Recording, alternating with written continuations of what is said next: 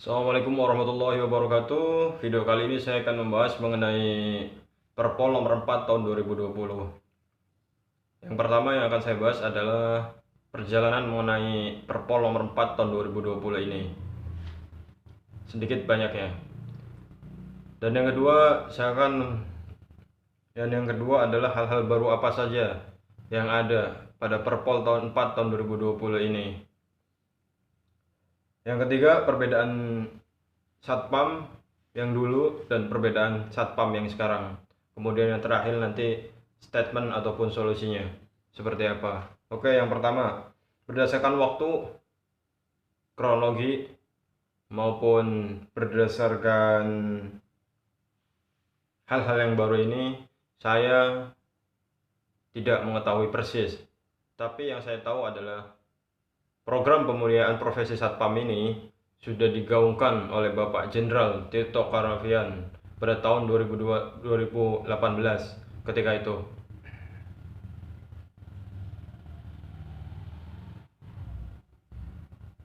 Dan kemudian pada saat itu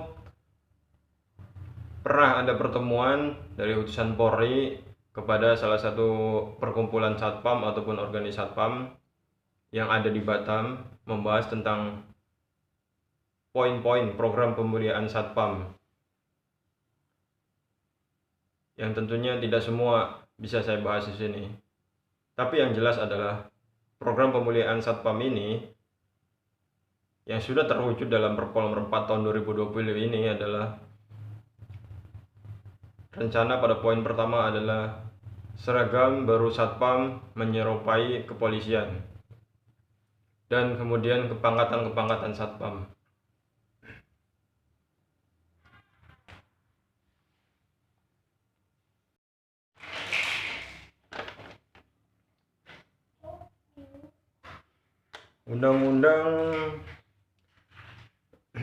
Undang-Undang tahun 2007 nomor 24 ini digantikan oleh undang-undang yang baru yaitu nomor 4 tahun 2020. Dan secara garis besar perjalanan undang-undang ini adalah diawali oleh sebuah tim khusus penyusun draft ini dan kemudian diajukan kepada Baharkam ataupun Kabaharkam, kemudian diteliti ulang apa-apa saja yang kurang, dan kemudian setelah selesai dianalisa oleh Kabaharkam adalah selanjutnya masuk ke divisi Mabes Polri, dan ini menjadi draft final Perpol, dan kemudian diseleksi lagi, kemudian dianalisa lagi oleh Kementerian Hukum dan HAM, kemudian menjadi draft final itu.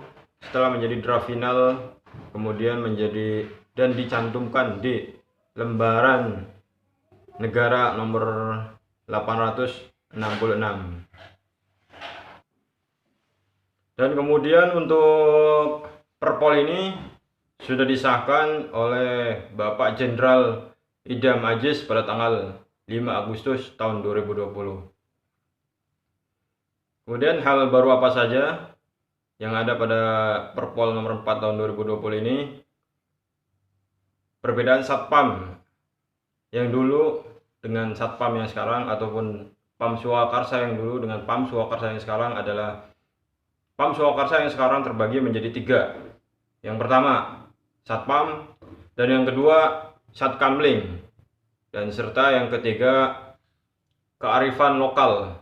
Contohnya seperti pecalang di Bali ataupun Pokdar Kamtibmas. Lalu kemudian penggunaan Satpam. Penggunaan Satpam ini siapa saja sih yang boleh menggunakan Satpam? Dengan tafsiran saya adalah mungkin seperti artis, orang kaya, maupun perusahaan-perusahaan atau instansi yang terkait.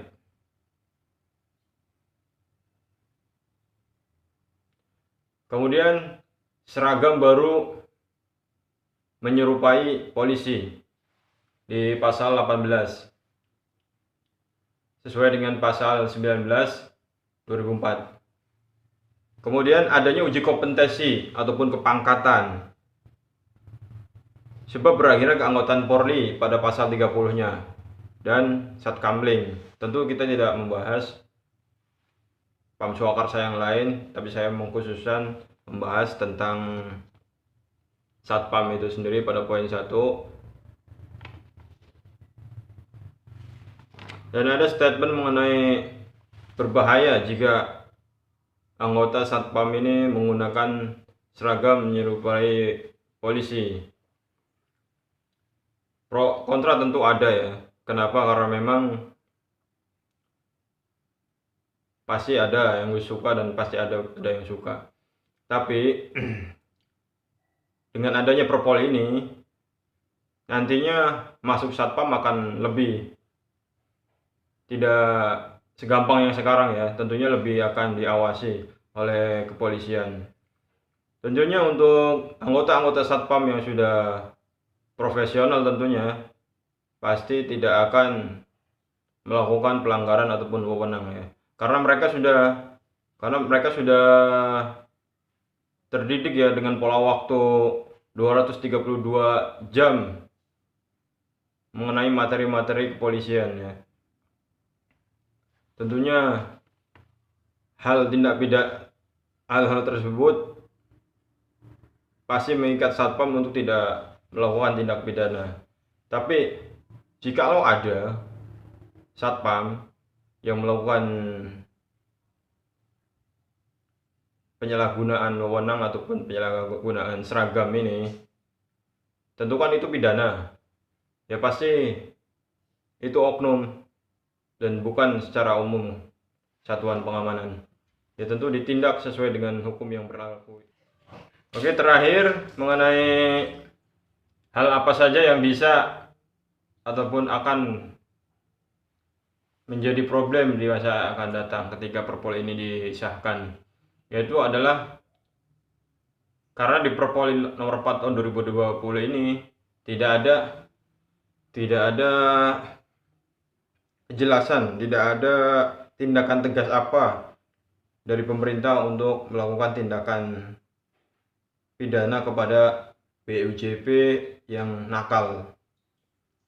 Namun demikian, mungkin saja suatu saat itu Satpam bisa demo, tapi bukan demo kepada negara ya, melainkan demo kepada perusahaan-perusahaan yang nakal. Sesuai dengan pasal 13 tahun 2020 tentang ketenaga kerjaan, mungkin saja bisa Satpam untuk berdemo. Kemungkinan masalah yang akan timbul selanjutnya adalah grade ataupun kepangkatan. Karena selama ini kan Satpam itu tidak ada kepangkatan ya secara umum ya. Mungkin ada tapi tidak dilabelkan kepada masing-masing anggota Satpam itu. Mungkin di suatu perusahaan ataupun lembaga instansi negara mungkin ada Satpam. Contohnya Satpam yang sudah bekerja lama dengan Satpam yang bekerja yang baru masuk mungkin akan berbeda, tapi secara kepangkatan tidak dilabelkan pada batch Satpamnya ya. Nah, mungkin itu akan terjadi. Ataupun yang selanjutnya, yang problem yang akan terjadi di selanjutnya adalah mengenai pendidikan Satpam ya. Selama ini kan Satpam pendidikan tidak serempak ya, seluruh Indonesia serempak itu tidak. Bahkan Pusdiklat pun di Kapolres pun mungkin ada beberapa Pusdiklat. Misalkan di Polres 1, Pusdiklat di tahun 1, di bulan 1, kemudian ada lagi di bulan berikutnya dan di bulan 7-nya mungkin ada begitu. Nah, itu akan menjadi kerancuan untuk menentukan grade ataupun kepangkatan. Dan mungkin solusinya di suatu saat nanti harusnya serempak pendidikan ini menjadi serempak seluruh Indonesia, tetapkan tahun ajarannya. Jadi ada semacam kayak letting gitu, sama serempak. Ya, mungkin hanya itu yang bisa saya sampaikan. Mudah-mudahan video ini bermanfaat. Kurang lebihnya mohon maaf.